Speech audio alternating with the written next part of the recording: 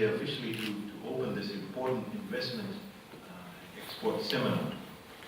It's also great to see the important players, all the important players under one roof at once. And there is no doubt that Fijian exporters and investors have a huge role to play in moving our economy forward. Ladies and gentlemen, in this regard, with respect to today's seminar, the seminar is quite important as we come together to learn more on how the policies of the Fijian government in relation to investment and industry development operate, and especially to hear from various agencies on how they have refined their roles and processes to provide you with a better service. Ladies and gentlemen, the Fijian government has always been mindful of the needs of our investors and our exporters, and over the years we have set in place stable policies that provide the impetus of growth for our nation. Businesses in Fiji have taken advantage of the policies in not only helping Fiji grow, but in manifesting our position as the true hub of the region. Our economy, ladies and gentlemen, is on track to achieve 3.8% growth this year, which will make it 8 consecutive years of positive growth. This is evidence that the Fijian government and our policies are on the right track in creating a better Fiji for all.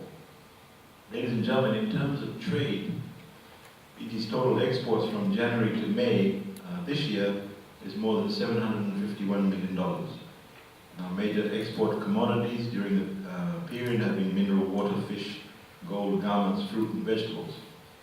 The United States obviously remains our largest export market with a value of more than 28 million, followed by the UK, Australia, China and New Zealand. Whilst there has been an increase in the total exports, our imports have also been increasing. And from January to May, our imports have hovered around $1.9 billion.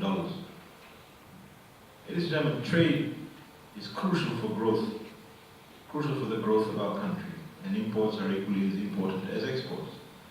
With growth experienced in the building and construction sector and manufacturing sector, Fiji needs to import raw materials. And furthermore, as disposable income increases, so does consumer demand.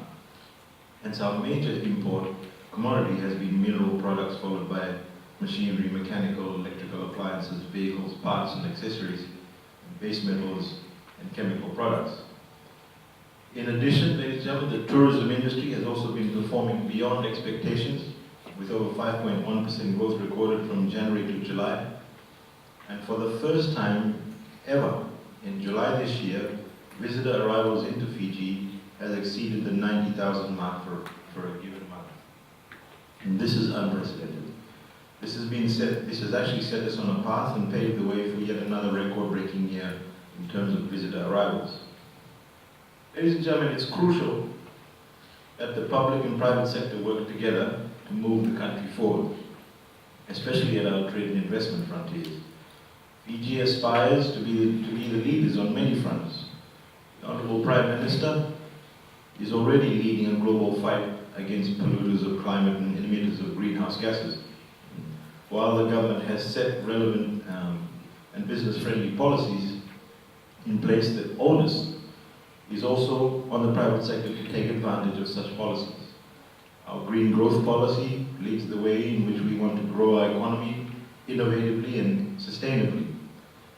Therefore, our challenge to you is to improve and enhance your practices that will lead to cleaner and greener processes.